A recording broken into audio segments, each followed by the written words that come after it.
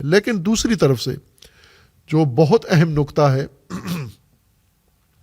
چند دن پہلے ایک اہل سنت کی بڑی شخصیت یہاں تشریف لائے جامعہ میں، اور وہ اسی حوالے سے بات انہوں نے کی کہ ہمیں ان حالات سے کافی تشویش ہے، تو آپ بتائیے کہ اندرونی صورتحال کیا ہے۔ تو میں نے کہا کہ چونکہ ہمیں اس طرح رابطہ نہیں ہے کسی کے ساتھ، اور اب تو نیٹ بھی بند کر دیا گیا ہے، تو بالکل ہی اندر کی خبریں نہیں ہیں۔ پہلے بھی جو ہم لیتے تھے خبریں تو نیوز ایجنسیز سے لیتے تھے، ویب سائٹ سے لیتے تھے۔ اندر ایران کے کسی طبقے کے ساتھ، کسی فرد کے ساتھ، کسی ادارے کے ساتھ ہمارا کوئی تعلق نہیں ہے۔ یہ سب کو معلوم ہے کہ کسی کے ساتھ ہمارا کوئی تعلق نہیں ہے، نہ وہ ضروری سمجھتے ہیں اس طرح کا تعلق ہمارے ساتھ رکھیں، نہ ہم نے کبھی کوشش کی ہے اس طرح کا تعلق رکھیں۔ لیکن ظاہر ہے کہ ہمیں انقلاب سے ہمدردی ہے، ہم انقلاب دوست ہیں، ہمیں انقلاب سے وفاداری ہے، اور انقلاب کو ہم ایرانی نہیں بلکہ اسلامی موضوع سمجھتے ہیں اور اپنا اعتقادی موضوع سمجھتے ہیں۔ ایرانی حکومت ایرانی ہے، ایرانی تیل، ایرانی سارے سلسلے وہ ایرانی ہیں، اور ہم پاکستانی ہیں۔ تو ایک پاکستانی کا ایران سے جو تعلق ہونا چاہیے وہ ہے، لیکن انقلاب سے ہمارا ہے تعلق ہے، چونکہ جس طرح تشیع سے ہے کہ تشیع ہمارا دین ہے، تشیع ہمارا ایمان ہے، اسلام سے ہمارا تعلق ہے، اسی طرح انقلاب سے بھی ہمارا یہ معنوی تعلق، اعتقادی تعلق ہے۔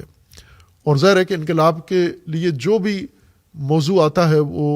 ہمیں پریشان کرتا ہے یا ہماری تشویش کا باعث بنتا ہے۔ تو میں نے ان بزرگوں سے یہ عرض کیا کہ چونکہ رابطہ نہیں ہے ہمارا کسی کے ساتھ بھی، اور کسی سورس سے ہمیں اندر کی کوئی خبر نہیں ملتی، ہم سرسری نیوز ایجنسیز سے ہی لیتے ہیں خبریں۔ لیکن ایک چیز جو مطمئن ہوں میں، اور آپ کو بھی میں اطمینان دلاتا ہوں اور خود بھی اس بات پر مطمئن ہوں، وہ یہ ہے کہ ایران میں یہ پہلا بحران نہیں ہے۔ جیسا میں نے اشارہ کیا کہ انقلاب کے وقوع پذیر ہوتے ہی ایران میں بحران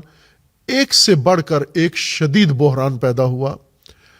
اور ایرانی قیادت نے تمام بحرانوں کو بہت اچھے طریقے سے مینیج کیا اور انہیں سمیٹا، انہیں سنبھالا اور ان کو نقصان دہ حد تک پہنچنے سے روکا۔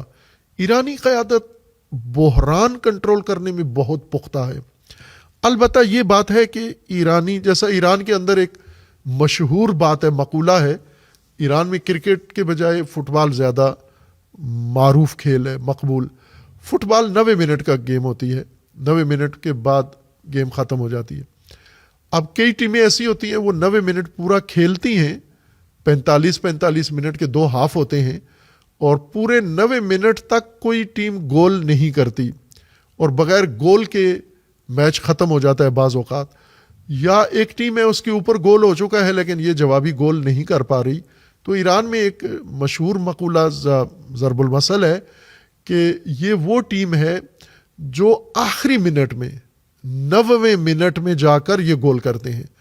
یعنی پورے 90 منٹ ٹینشن میں رکھتے ہیں اپنے تماشائیوں کو، اپنے حامیوں کو، اور آخری منٹ میں جا کر گول کر کے گیم جیتتے ہیں۔ تو یہ ایران میں ایک محاورہ بن چکا ہے کہ ایرانی حکومت، ایرانی قیادت یہ 90 منٹ کے آخری منٹ میں آ کر گول کرتے ہیں، یعنی پہلے بحران بننے دیتے ہیں، پہلے بحران کھڑا ہونے دیتے ہیں، اس وقت تک کچھ بھی نہیں کرتے، دیکھتے رہتے ہیں، لیکن آخری منٹ میں جب بحران سر سے گزرنے والا ہوتا ہے وہاں آ کر میدان میں کھڑے ہو کر اس کو کنٹرول کر لیتے ہیں، اور ہر دفعہ کامیاب ہوئے ہیں۔ بڑے بڑے بحران ایران میں کھڑے ہوئے ہیں، اس سے کہیں زیادہ شدید بڑے بحران، اور ایرانی قیادت نے ان بحرانوں کو سمیٹا ہے، کنٹرول کر لیا ہے۔ تو میں نے ان بزرگوں سے یہ کہا کہ یہ مجھے اطمینان ہے کہ ایرانی قیادت بہت پختہ ہے بحران سنبھالنے میں۔ جیسا 12 روزہ جنگ میں اگر کمانڈر سارے شہید ہو جائیں 1 گھنٹے کے اندر اندر، کون سی فوج ہے پیچھے کمانڈروں کے بغیر لڑ سکتی ہے؟ لیکن ایران نے جواب دیا، شام تک بھرپور جواب، اسرائیل پر حملے شروع کیے، اور دوسرے دن سے جو حملے کیے اسرائیل کے اوپر، تو اسرائیل ہاتھ جوڑنے لگا کہ جو غزہ کا ہم نے حال کیا ہے ایران نے وہ تل ابیب کا حال کر دیا ہے۔ خوب ظاہر ہے کہ یہ طاقت، یہ صلاحیت قیادت کے اندر موجود ہے کہ وہ بحرانی ترین حالات میں بھی سنبھل سکتے، اور یہ بڑی طاقت ہے سیاسی لحاظ سے بھی اور عسکری لحاظ سے بھی۔ ایران کی قیادت میں یہ قابلیت، یہ صلاحیت موجود ہے ان بحرانوں سے نمٹنا، ان بحرانوں سے کنٹرول کرنا،